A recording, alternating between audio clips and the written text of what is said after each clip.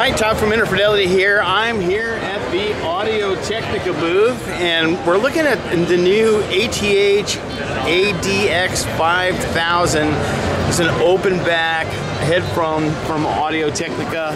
It's got a 58 millimeter driver.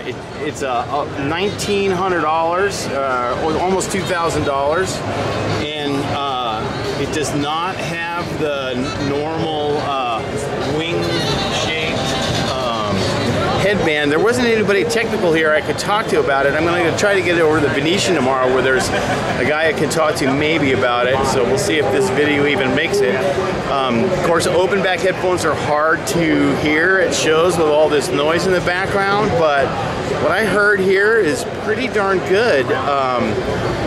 Quite surprising, actually. So just a little quickie, and we'll see how it goes. Here's the all the specs, so you can pause the video and read that if you want. But pretty cool. I'm actually kind of excited about this, surprisingly enough. All right, we'll see you guys at the next booth.